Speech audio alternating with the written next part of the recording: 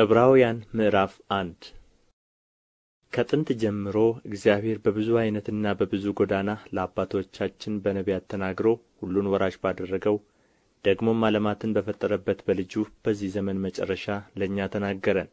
እርሱም የክብሩ መንጸባረቅና የባሕርዩ ምሳሌ ሆኖ ሁሉን በሥልጣኑ ቃል እየደገፈ ኃጢአታችንን በራሱ ካነጻ በኋላ በሰማያት በግርማው ቀኝ ተቀመጠ።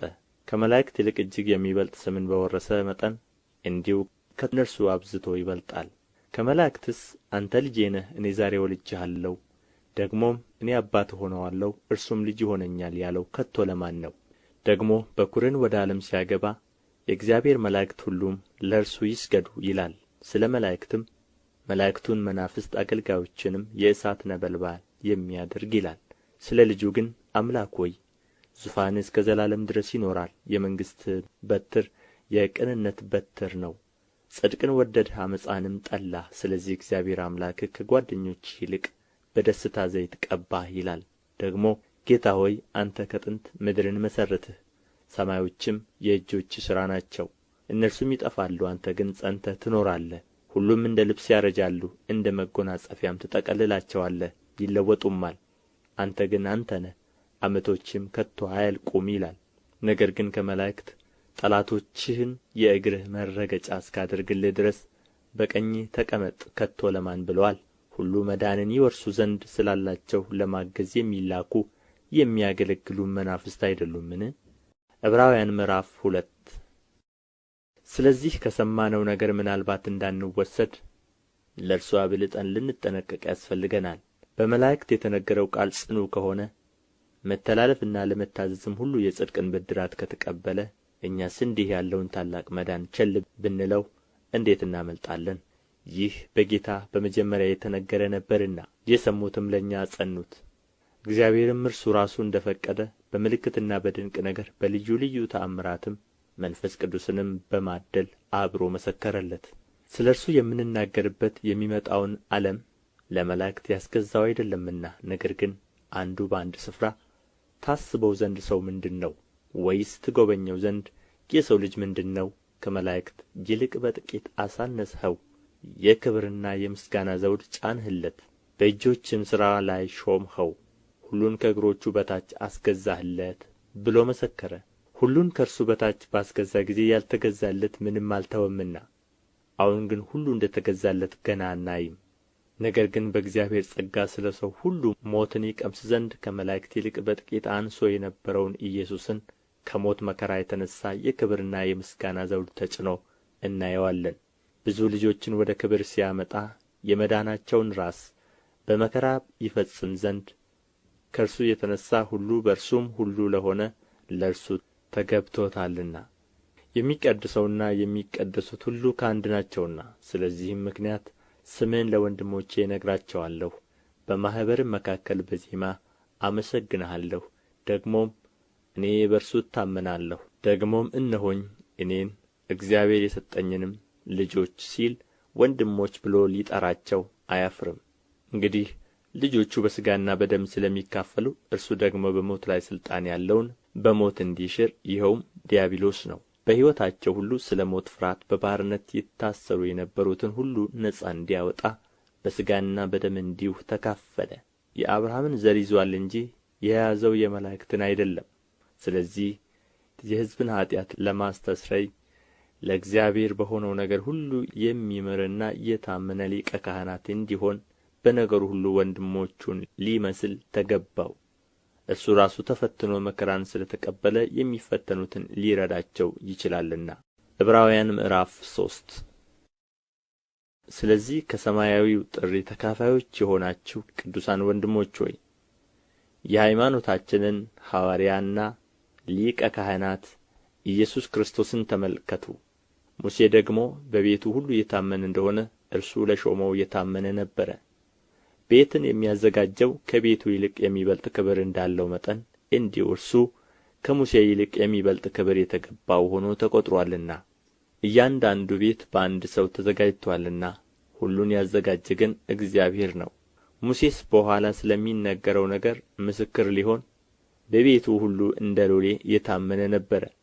ክርስቶስ ግን እንደ ልጅ በቤቱ ላይ የታመነ ነው። እኛም የምንደፍርበትን የምንመካበትንም ተስፋ እስከ መጨረሻው አጽንተን ብንጠብቅ ቤቱ ነን። ስለዚህ መንፈስ ቅዱስ እንደሚል ዛሬ ድምፁን ብትሰሙት አባቶቻችሁ እኔን የፈተኑበት የመረመሩበትም 40 ዓመትም ሥራዬን ያዩበት በምድረ በዳ በፈተና ቀን በማስመረር እንደሆነ ልባችሁን እልከኛ አታድርጉ። ስለዚህ ያን ትውልድ ተቈጥቼ ዘወትር በልባቸው ይስታሉ፣ መንገዴን ግን አላወቁም አልሁ። እንዲሁ ወደ ዕረፍቴ አይገቡም ብዬ በቍጣዬ ማልሁ። ወንድሞች ሆይ ምናልባት ሕያው እግዚአብሔርን የሚያስክዳችሁ ክፉና የማያምን ልብ ከእናንተ በአንዳችሁ እንዳይኖር ተጠንቀቁ። ነገር ግን ከእናንተ ማንም በኃጢአት መታለል እልከኛ እንዳይሆን ዛሬ ተብሎ ሲጠራ ሳለ በእያንዳንዱ ቀን እርስ በርሳችሁ ተመካከሩ። የመጀመሪያ እምነታችንን እስከ መጨረሻው አጽንተን ብንጠብቅ የክርስቶስ ተካፋዮች ሆነናልና እየተባለ ዛሬ ድምፁን ብትሰሙት በማስመረር እንደሆነ ልባችሁን እልከኛ አታድርጉ። ሰምተው ያስመረሩት እነማን ነበሩ? በሙሴ ተመርተው ከግብጽ የወጡ ሁሉ አይደሉምን? 40 ዓመትም የተቈጣባቸው እነማን ነበሩ? ሬሳቸው በምድረ በዳ የወደቀ ኃጢአትን ያደረጉ እነርሱ አይደሉምን? ካልታዘዙትም በቀር ወደ ዕረፍቱ እንዳይገቡ የማለባቸው እነማን ነበሩ? ባለማመናቸውም ጠንቅ ሊገቡ እንዳልተቻላቸው እናያለን። ዕብራውያን ምዕራፍ 4 እንግዲህ ወደ ዕረፍቱ ለመግባት ተስፋ ገና ቀርቶልን ከሆነ ምናልባት ከእናንተ ማንም የማይበቃ መስሎ እንዳይታይ እንፍራ። ለእነዚያ ደግሞ እንደ ተነገረ ለእኛ የምሥራች ተሰብኮልናልና። ዳሩ ግን የሰሙት ቃል ከሰሚዎች ጋር በእምነት ስላልተዋሃደ አልጠቀማቸውም።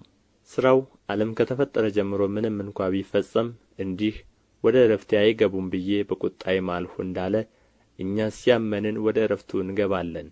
ስለ ሰባተኛው ቀን በአንድ ስፍራ እግዚአብሔርም በሰባተኛው ቀን ከሥራው ሁሉ ዐረፈ ብሎአልና፣ በዚህ ስፍራም ደግሞ ወደ ዕረፍቴ አይገቡም።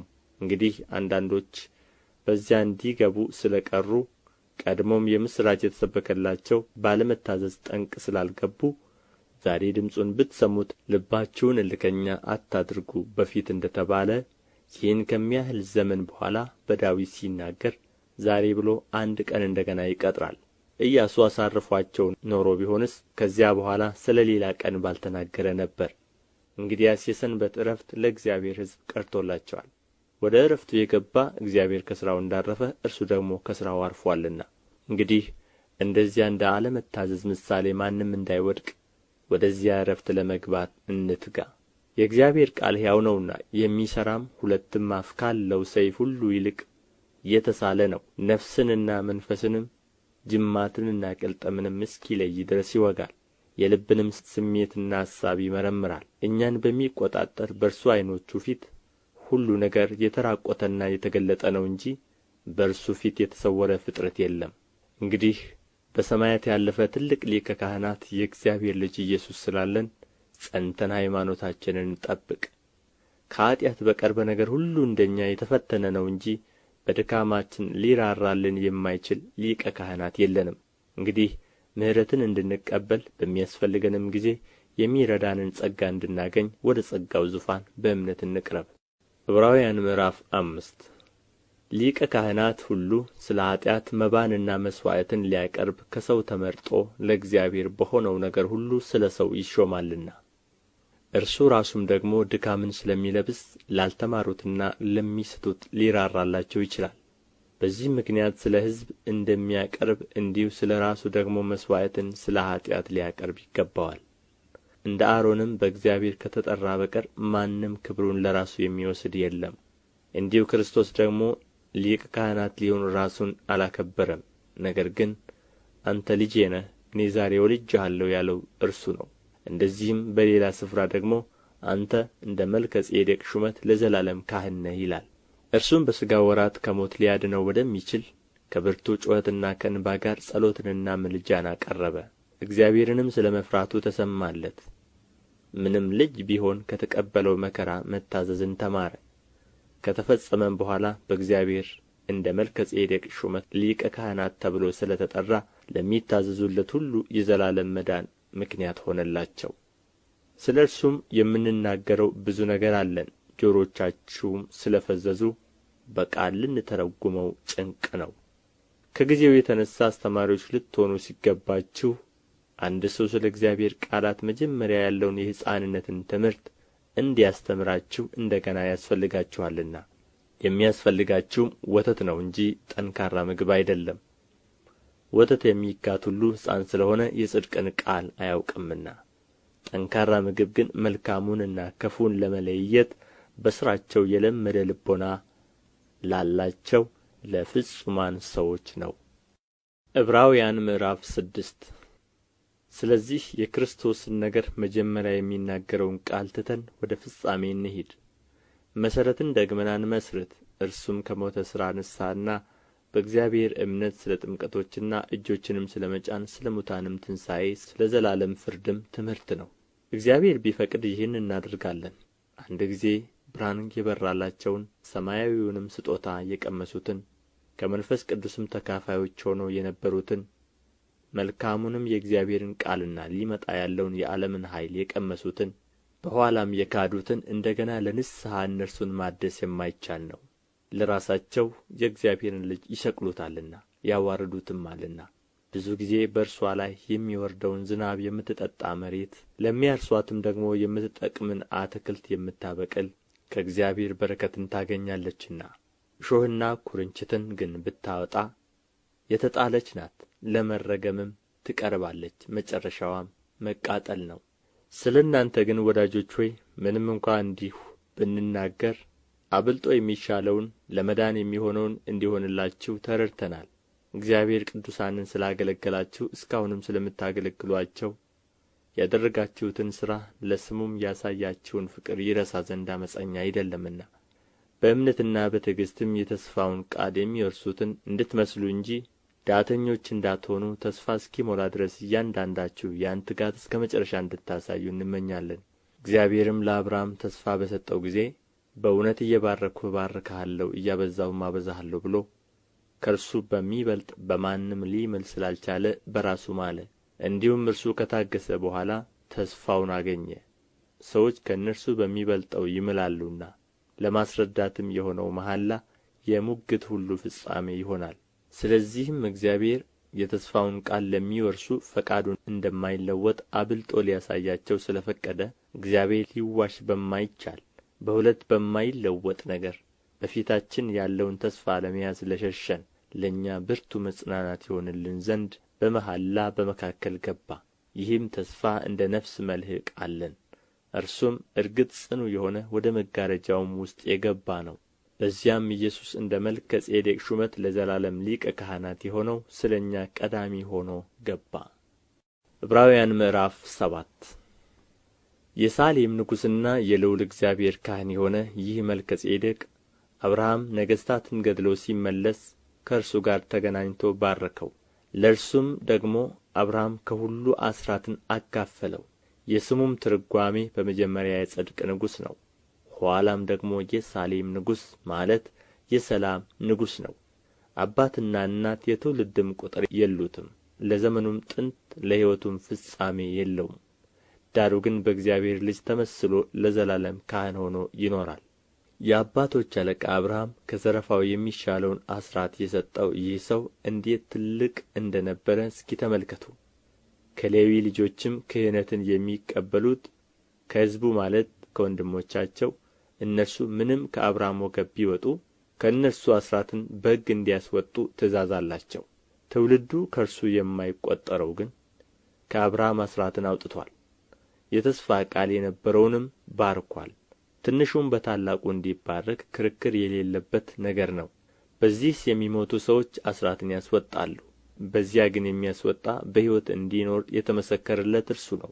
ይህንም ለማለት ሲፈቅድ አሥራትን የሚያስወጣ ሌዊ እንኳ በአብርሃም እጅ አሥራትን ሰጥቶአል። መልከ ጼዴቅ በተገናኘው ጊዜ ገና በአባቱ ወገብ ነበረና። እንግዲህ ሕዝቡ በሌዊ ክህነት የተመሠረተን ሕግ ተቀብለዋልና በዚያም ክህነት ፍጹምነት የተገኘ ቢሆን እንደ አሮን ሹመት የማይቈጠር እንደ መልከ ጼዴቅ ሹመት ግን የሆነ ሌላ ካህን ሊነሣ ወደ ፊት ስለ ምን ያስፈልጋል? ክህነቱ ሲለወጥ ሕጉ ደግሞ ሊለወጥ የግድ ነውና። ይህ ነገር የተነገረለት እርሱ በሌላ ወገን ተካፍሎአልና። ከዚያም መሠዊያውን ያገለገለ ማንም የለም። ጌታችን ከይሁዳ ነገድ እንደ ወጣ የተገለጠ ነውና። ስለዚህም ነገድ ሙሴ ምንም እንኳ ስለ ክህነት አልተናገረም፣ በማያልፍም ሕይወት ኃይል እንጂ በሥጋ ትእዛዝ ሕግ ሳይሆን። ሌላ ካህን በመልከ ጼዴቅ ምሳሌ ቢነሣ ይህ እጅግ አብልጦ የሚገለጥ ነው። አንተ እንደ መልከ ጼዴቅ ሹመት ለዘላለም ካህን ነህ ብሎ ይመሰክራልና። ሕጉ ምንም ፍጹም አላደረገምና፣ ስለዚህ የምትደክም የማትጠቅምም ስለ ሆነች የቀደመች ትእዛዝ ተሽራለች፣ ወደ እግዚአብሔር የምንቀርብበት የሚሻል ተስፋ ገብቶአል። እነርሱም ያለ መሐላ ካህናት ሆነዋልና።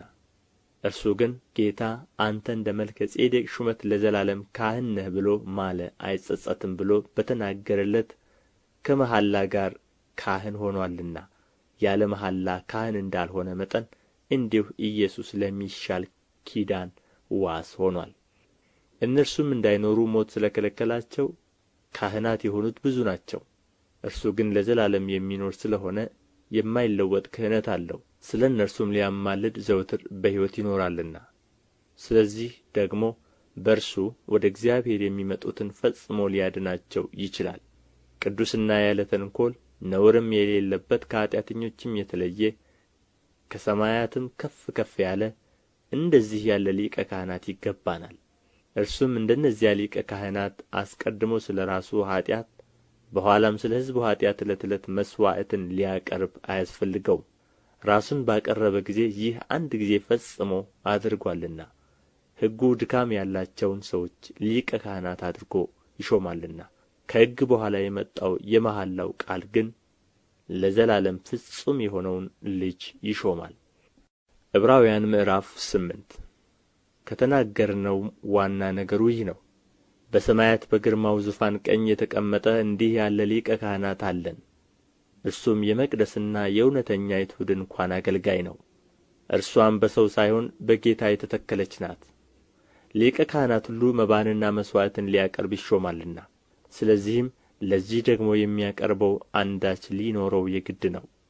እንግዲህ በምድር ቢኖርስ እንደ ሕግ መባን የሚያቀርቡት ስላሉ ካህን እንኳ ባልሆነም እነርሱ ሙሴ ድንኳኒቱን ሊሠራ ሳለ እንደ ተረዳ ለሰማያዊው ነገር ምሳሌና ጥላ የሚሆነውን ያገለግላሉ። በተራራው እንደ ተገለጠልህ ምሳሌ ሁሉን ታደርግ ዘንድ ተጠንቀቅ ብሎት ነበርና፣ አሁን ግን በሚሻል ተስፋ ቃል በተመሠረተ በሚሻል ኪዳን ደግሞ መካከለኛ እንደሚሆን በዚያ ልክ እጅግ የሚሻል አገልግሎት አግኝቶአል። ፊተኛው ኪዳን ነቀፋ ባይኖረው ለሁለተኛው ስፍራ ባልተፈለገም ነበር፣ እነርሱን እየነቀፈ ይላቸዋልና። እነሆ ከእስራኤል ቤትና ከይሁዳ ቤት ጋር አዲስ ኪዳን የምገባበት ወራት ይመጣል ይላል ጌታ። ከግብፅ አገር አወጣቸው ዘንድ እጃቸውን በያዝሁበት ቀን ከአባቶቻቸው ጋር እንደ ገባሁት ኪዳን አይደለም፣ እነርሱ በኪዳኔ አልጸኑምና እኔም ቸል አልኋቸው ይላል ጌታ። ከዚያ ወራት በኋላ ከእስራኤል ቤት ጋር የምገባው ቃል ኪዳን ይህ ነውና ይላል ጌታ፣ ሕጌን በልቡናቸው አኖራለሁ፣ በልባቸውም እጽፈዋለሁ። እኔም አምላክ እሆንላቸዋለሁ፣ እነርሱም ሕዝብ ይሆኑልኛል። እያንዳንዱም ጎረቤቱን እያንዳንዱም ወንድሙን ጌታን እወቅ ብሎ አያስተምርም። ከታናሹ ጀምሮ እስከ ታላቁ ድረስ ሁሉ ያውቁኛልና። ዓመፃቸውን እምራቸዋለሁና ኃጢአታቸውንም ደግሜ አላስብም። አዲስ በማለቱ ፊተኛውን አስረጅቶአል፣ አሮጌና ውራጅ የሆነውስ ሊጠፋ ቀርቦአል። ዕብራውያን ምዕራፍ 9 ፊተኛይቱም ደግሞ የአገልግሎት ሥርዓትና የዚህ ዓለም የሆነው መቅደስ ነበራት። የመጀመሪያይቱ ድንኳን ተዘጋጅታ ነበርና በእርሷም ቅድስት በምትባለው ውስጥ መቅረዙና ጠረጴዛው የመሥዋዕቱም ኅብስት ነበረባት። ከሁለተኛውም መጋረጃ ወዲያ ቅድስተ ቅዱሳን የምትባለው ድንኳን ነበረች። በዚያም ውስጥ የወርቅ ማዕጠንት ነበረ፣ ሁለንተናዋም በወርቅ የተለበጠች የኪዳኑ ታቦት፣ በእርሷም ውስጥ መና ያለባት የወርቅ መሶብና የበቀለች የአሮን በትር፣ የኪዳኑም ጽላት ነበሩ። በላዩም ማስተስረያውን የሚጋርዱ የክብር ኪሩቤል ነበሩ። ስለ እነዚህም ስለ እያንዳንዳቸው ልንናገር አሁን አንችልም። ይህም እንደዚህ ተዘጋጅቶ ሳለ ካህናት አገልግሎታቸውን እየፈጸሙ ዘወትር በፊተኛይቱ ድንኳን ይገቡባታል። በሁለተኛይቱ ግን ሊቀ ካህናት ብቻውን በዓመት አንድ ጊዜ ይገባባታል።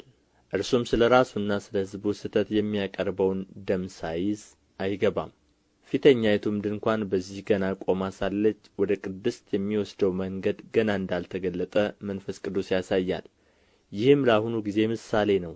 እንደዚህም መባና መሥዋዕት ይቀርባሉ። እነዚህም እስከ መታደስ ዘመን ድረስ የተደረጉ ስለ ምግብና ስለ መጠጥም ስለ ልዩ ልዩ መታጠብም የሚሆኑ የሥጋ ሥርዓቶች ብቻ ናቸውና የሚያመልከውን በሕሊና ፍጹም ሊያደርጉት አይችሉም። ነገር ግን ክርስቶስ ይመጣ ዘንድ ላለው መልካም ነገር ሊቀ ካህናት ሆኖ በምትበልጠውና በምትሻለው በእጆችም ባልተሠራች ማለት ለዚህ ፍጥረት ባልሆነች ድንኳን የዘላለምን ቤዛነት አግኝቶ አንድ ጊዜ ፈጽሞ ወደ ቅድስት በገዛ ደሙ ገባ እንጂ በፍየሎችና በጥጆች ደም አይደለም። የኮርማዎችና የፍየሎች ደም በረከሱትም ላይ የተረጨ የጊደር አመድ ሥጋን ለማንጻት የሚቀድሱ ከሆኑ ነውር የሌለው ሆኖ በዘላለም መንፈስ ራሱን ለእግዚአብሔር ያቀረበ የክርስቶስ ደም እንዴት ይልቅ ሕያውን እግዚአብሔርን ልታመልኩ ከሞተ ሥራ ሕሊናችሁን ያነጻ ይሆን? ስለዚህ የፊተኛው ኪዳን ሲጸና ሕግ የተላለፉትን የሚቤዥ ሞት ስለ ሆነ የተጠሩት የዘላለምን ርስት የተስፋ ቃል እንዲቀበሉ እርሱ የአዲስ ኪዳን መካከለኛ ነው።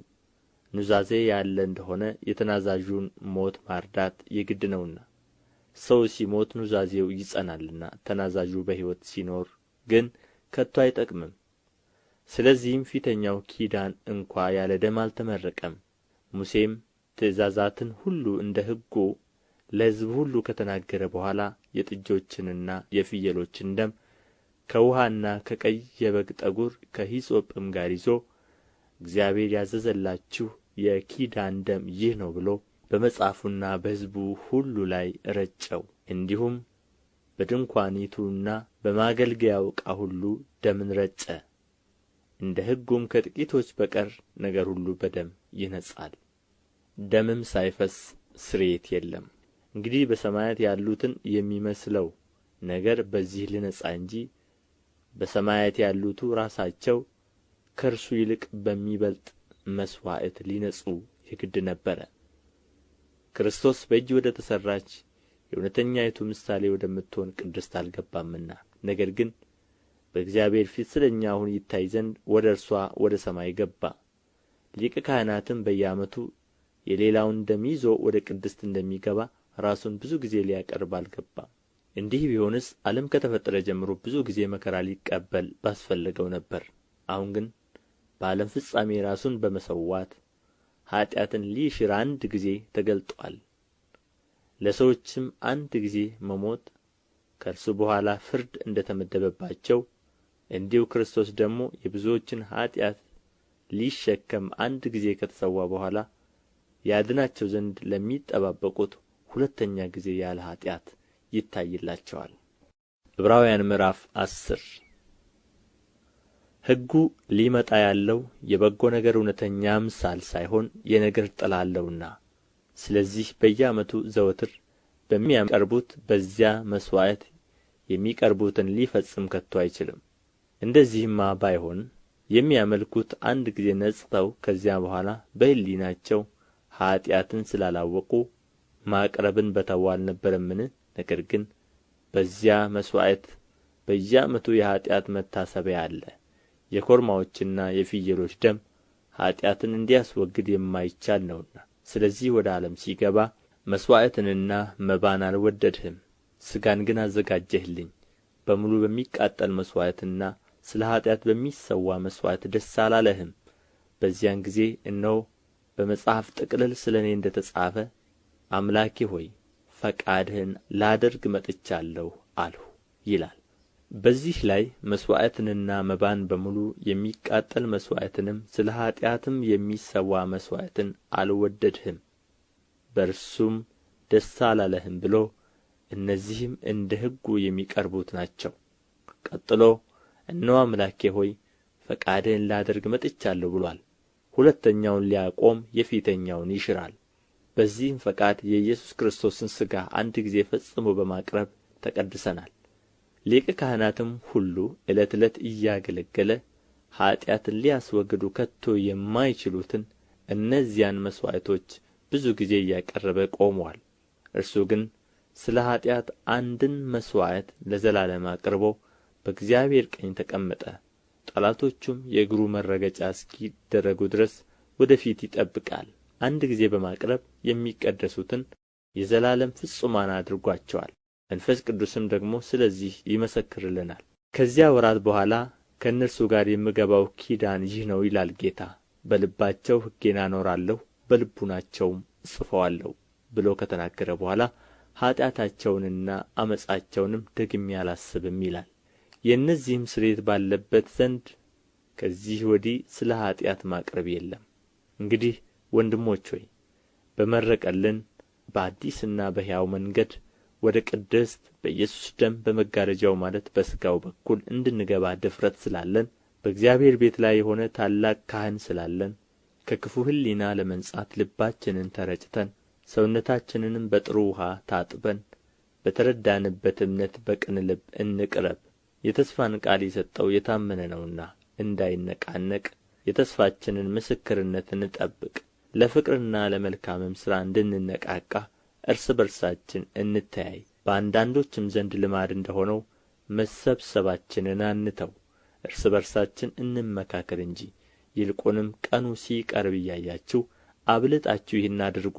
የእውነትን እውቀት ከተቀበልን በኋላ ወደን ኃጢአት ብናደርግ ከእንግዲህ ወዲህ ስለ ኃጢአት መሥዋዕት አይቀርልንምና የሚያስፈራ ግን የፍርድ መጠበቅ ተቃዋሚዎችንም ሊበላ ያለው የእሳት ብርታት አለ።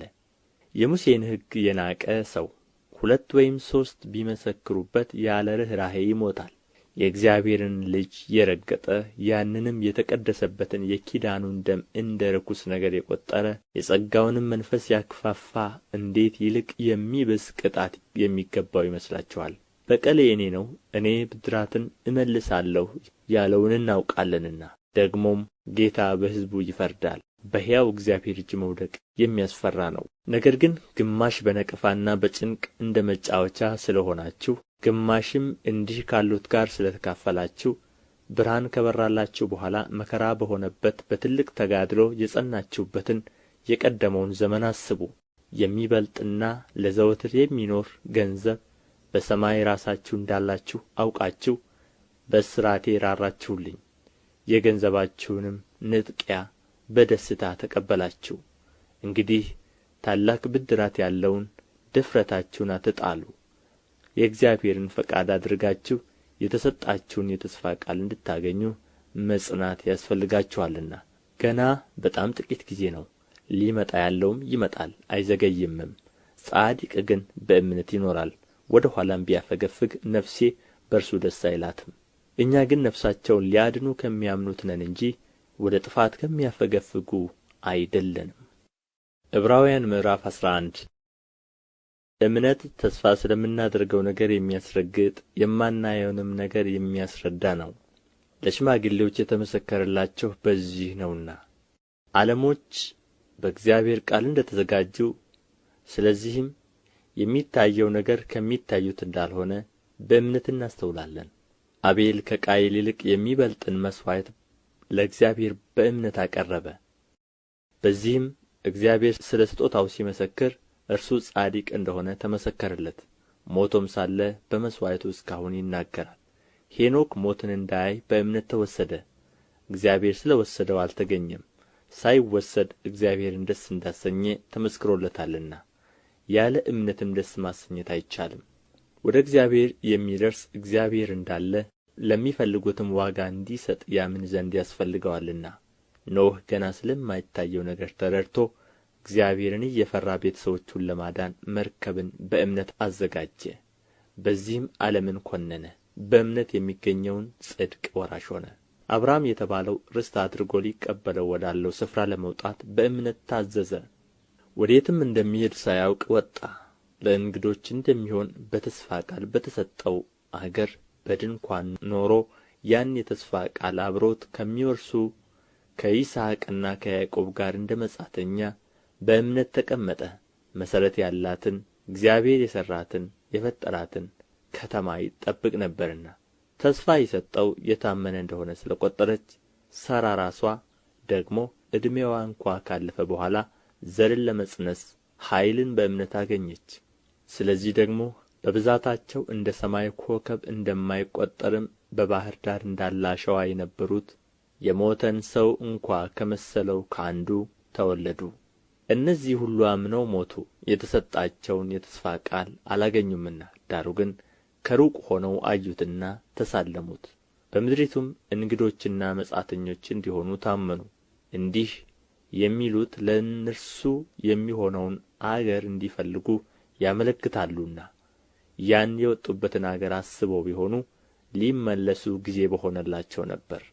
አሁን ግን የሚበልጠውን እርሱም ሰማያዊ አገር ይናፍቃሉ። ስለዚህ እግዚአብሔር አምላካቸው ተብሎ ሊጠራ በእነርሱ አያፍርም፣ ከተማን አዘጋጅቶላቸዋልና።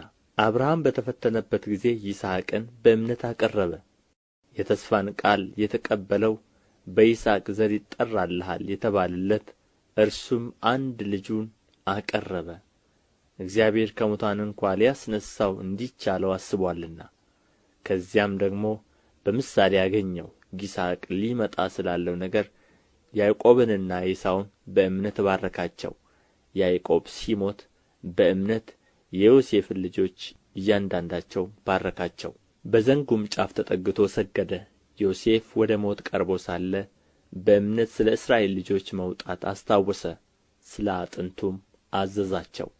ሙሴ ከተወለደ በኋላ ወላጆቹ ያማረ ሕፃን መሆኑን አይተው በእምነት 3 ወር ሸሸጉት፣ የንጉሥንም አዋጅ አልፈሩም። ሙሴ ካደገ በኋላ የፈርዖን የልጅ ልጅ እንዳይባል በእምነት እምቢ አለ። ከግብጽ ብዙ ገንዘብ ይልቅ ስለ ክርስቶስ መነቀፍ እጅግ የሚበልጥ ባለጠግነት እንዲሆን አስቦአልና። ለጊዜው በኃጢአት ከሚገኝ ደስታ ይልቅ ከእግዚአብሔር ሕዝብ ጋር መከራ መቀበልን መረጠ።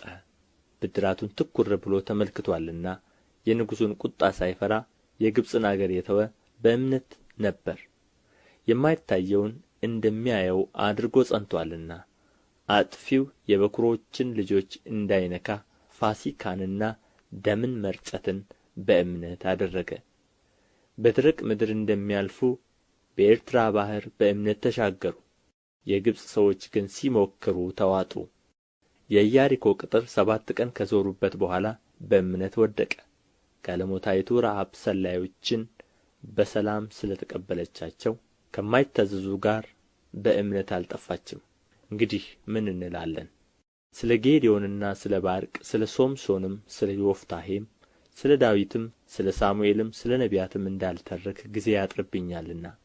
እነርሱ በእምነት መንግሥታትን ድል ነሡ፣ ጽድቅን አደረጉ፣ የተሰጠውን የተስፋ ቃል አገኙ፣ የአንበሶችን አፍ ዘጉ፣ የእሳትን ኃይል አጠፉ፣ ከሰይፍ ስለት አመለጡ፣ ከድካማቸው በረቱ፣ በጦርነት ኃይለኞች ሆኑ፣ የባዕድ ጭፍሮችን አባረሩ። ሴቶች ሙታናቸውን በትንሣኤ ተቀበሉ። ሌሎችም መዳንን ሳይቀበሉ የሚበልጠውን ትንሣኤ እንዲያገኙ እስከ ሞት ድረስ ተደበደቡ። ሌሎችም መዘበቻ በመሆንና በመገረፍ ከዚህም በላይ በእስራትና በወህኒ ተፈተኑ።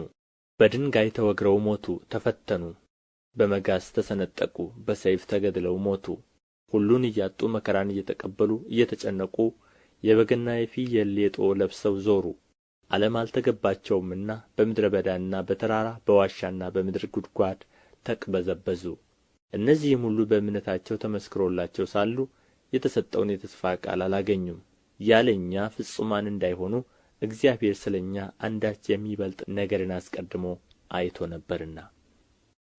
ዕብራውያን ምዕራፍ 12 እንግዲህ እነዚህን የሚያህሉ ምስክሮች እንደ ደመና በዙሪያችን ካሉልን፣ እኛ ደግሞ ሸክምን ሁሉ ቶሎም የሚከበንን ኃጢአት አስወግደን የእምነታችንን ራስና ፈጻሚውን ኢየሱስን ተመልክተን በፊታችን ያለውን ሩጫ በትዕግሥት እንሩጥ።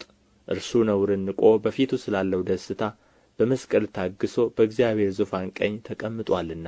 በነፍሳችሁ ዝላችሁ እንዳትደክሙ ከኃጢአተኞች በደረሰበት እንዲህ ባለ መቃወም የጸናውን አስቡ። ከኃጢአት ጋር እየተጋደላችሁ ገና ደምን እስከ ማፍሰስ ድረስ አልተቃወማችሁም።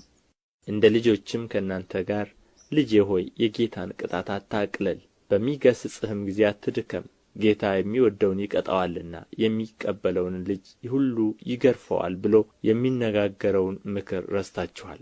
ለመቀጣት ታገሡ፣ እግዚአብሔር እንደ ልጆች ያደርግላችኋልና። አባቱ የማይቀጣው ልጅ ማን ነው? ነገር ግን ሁሉ የቅጣት ተካፋይ ሆኗል። ያለ ቅጣት ብትኖሩ ዲቃላዎች እንጂ ልጆች አይደላችሁም። ከዚህም በላይ የቀጡን የሥጋችን አባቶች ነበሩን፣ እናፍራቸውም ነበር። እንዴትስ ይልቅ ለመናፍስት አባት አብልጠን ልንገዛና በሕይወት ልንኖር በተገባን። እነርሱ መልካም ሆኖ እንደ ታያቸው ለጥቂት ቀን ይቀጡን ነበር፣ እርሱ ግን ከቅድስናው እንድንካፈል ለጥቅማችን ይቀጣናል። ቅጣት ሁሉ ለጊዜው የሚያሳዝን እንጂ ደስ የሚያሰኝ አይመስልም፣ ዳሩ ግን በኋላ ለለመዱት የሰላምን ፍሬ እርሱም ጽድቅን ያፈራላቸዋል። ስለዚህ የላሉትን እጆች የሰለሉትንም ጉልበቶች አቅኑ፣ ያነከሰውም እንዲፈወስ እንጂ እንዳይናጋ ለእግራችሁ ቅን መንገድ አድርጉ። ከሰው ሁሉ ጋር ሰላምን ተከታተሉ፣ ትቀደሱም ዘንድ ፈልጉ። ያለ እርሱ ጌታን ሊያይ የሚችል የለምና። የእግዚአብሔር ጸጋ ለማንም እንዳይጎድለው ብዙዎቹም የሚረክሱበት አንድ መራራ ሥር ወደ ላይ በቅሎ እንዳያስጨንቅ፣ ሴሰኛም የሚሆን እንዳይገኝ ወይም ስለ አንድ መብል በኵርነቱን እንደ ሸጠ እንደ ኤሳው ለዚህ ዓለም የሚመች ሰው እንዳይሆን ተጠንቀቁ። ከዚያ በኋላ እንኳ በረከቱን ሊወርስ በወደደ ጊዜ እንደ ተጣለ ታውቃላችሁና። በእንባ ተግቶ ምንም ቢፈልገው ለንስሐ ስፍራ አላገኝምና ሊዳሰስ ወደሚችል ወደሚቃጠልም እሳት፣ ወደ ጭጋግም፣ ወደ ጨለማም፣ ወደ አውሎ ነፋስም፣ ወደ መለከት ድምፅም፣ ወደ ቃሎችም ነገር አልደረሳችሁምና ያንም ነገር የሰሙት ሌላ ቃል እንዳይጨመርባቸው ለመኑ። እንስሳ እንኳ ተራራውን ቢነካ ተወግሮ ይሙት የምትለውን ትእዛዝ ሊታገሡ አልቻሉምና ሙሴም እጅግ እፈራለሁ እንቀጠቀጥማለሁ እስኪል ድረስ የሚታየው እጅግ የሚያስፈራ ነበር። ነገር ግን ወደ ጽዮን ተራራና ወደ ሕያው እግዚአብሔር ከተማ ደርሳችኋል፣ ወደ ሰማያዊቱም ኢየሩሳሌም፣ በደስታም ወደ ተሰበሰቡ ወደ አእላፋት መላእክት፣ በሰማያትም ወደ ተጻፉ ወደ በኵራት ማኅበር፣ የሁሉም ዳኛ ወደሚሆን ወደ እግዚአብሔር፣ ፍጹማንም ወደ ሆኑት ወደ ጻድቃን መንፈሶች፣ የአዲስም ኪዳን መካከለኛ ወደሚሆን ወደ ኢየሱስ፣ ከአቤልም ደም ይልቅ የሚሻለውን ወደሚናገር ወደ መርጨት ደም ደርሳችኋል። ለሚናገረው እምቢ እንዳትሉ ተጠንቀቁ። እነዚያ በምድር ላስረዳቸው እምቢ ባሉ ጊዜ ካላመለጡ ከሰማይ ከመጣው ፈቀቅ የምንል እኛስ እንዴት እናመልጣለን? በዚያም ጊዜ ድምፁ ምድርን አናወጠ። አሁን ግን አንድ ጊዜ ደግሜ እኔ ሰማይን አናውጣለሁ እንጂ ምድርን ብቻ አይደለም ብሎ ተስፋ ሰጥቶአል። ዳሩ ግን አንድ ጊዜ ደግሜ የሚል ቃል የማይናወጡት ጸንተው እንዲኖሩ የሚናወጡት የተፈጠሩ እንደሚሆኑ ይለወጡ ዘንድ ያሳያል። ስለዚህ የማይናወጥን መንግሥት ስለምንቀበል በማክበርና በፍርሃት እግዚአብሔርን ደስ እያሰኘን የምናመልክበትን ጸጋ እንያዝ። አምላካችን በእውነት የሚያጠፋ እሳት ነውና። ዕብራውያን ምዕራፍ 13 የወንድማማች መዋደድ ይኑር፣ እንግዶችን መቀበል አትርሱ። በዚህ አንዳንዶች ሳያውቁ መላእክትን እንግድነት ተቀብለዋልና ከእነርሱ ጋር እንደ ታሰረ ሆናችሁ እስሮችን አስቡ። የተጨነቁትንም ራሳችሁ ደግሞ በሥጋ እንዳለ ሆናችሁ አስቡ። መጋባት በሁሉ ዘንድ ክቡር፣ መኝታውም ንጹሕ ይሁን። ሴሰኞችንና አመንዝሮችን ግን እግዚአብሔር ይፈርድባቸዋል። አካሄዳችሁ ገንዘብን ያለ መውደድ ይሁን፣ ያላችሁም ይብቃችሁ። እርሱ ራሱ አልለቅህም ከቶም አልተውህም ብሎአልና። ስለዚህ በድፍረት ጌታ ይረዳኛልና አልፈራም፣ ሰው ምን ያደርገኛል እንላለን። የእግዚአብሔርን ቃል የተናገሩአችሁን ዋኖቻችሁን አስቡ። የኑሮአቸውንም ፍሬ እየተመለከታችሁ በእምነታቸው ምሰሉአቸው። ኢየሱስ ክርስቶስ ትናንትና ዛሬ እስከ ዘላለምም ያው ነው። ልዩ ልዩ ዓይነት በሆነ በእንግዳ ትምህርት አትወሰዱ። ልባችሁ በጸጋ ቢጸና መልካም ነው እንጂ በመብል አይደለም፣ በዚህ የሚሠሩባት አልተጠቀሙምና።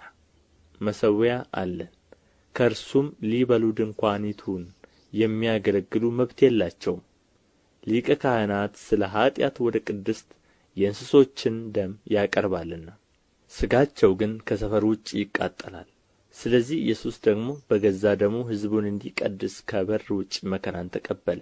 እንግዲህ ነቀፌታውን እየተሸከምን ወደ እርሱ ወደ ሰፈሩ ውጭ እንውጣ። በዚህ የምትኖር ከተማ የለችንምና ነገር ግን ትመጣ ዘንድ ያላትን እንፈልጋለን። እንግዲህ ዘወትር ለእግዚአብሔር የምስጋናን መሥዋዕት ማለት ለስሙ የሚመሰክሩ የከንፈሮችን ፍሬ በእርሱ እናቅርብለት። ነገር ግን መልካም ማድረግን ለሌሎችም ማካፈልን አትርሱ። እንዲህ ያለው መሥዋዕት እግዚአብሔርን ደስ ያሰኘዋልና። ለዋኖቻችሁ ታዘዙና ተገዙ፣ እነርሱ ስሌትን እንደሚሰጡ አድርገው ይህንኑ በደስታ እንጂ በኀዘን እንዳያደርጉት፣ ይህ የማይጠቅማችሁ ነበርና። ስለ ነፍሳችሁ ይተጋሉ። ጸልዩልን። በነገር ሁሉ በመልካም እንድንኖር ወደን መልካም ሕሊና እንዳለን ተረድተናልና። ይልቁንም ፈጥኜ እንድመለስላችሁ ይህን ታደርጉ ዘንድ አጥብቄ እለምናችኋለሁ።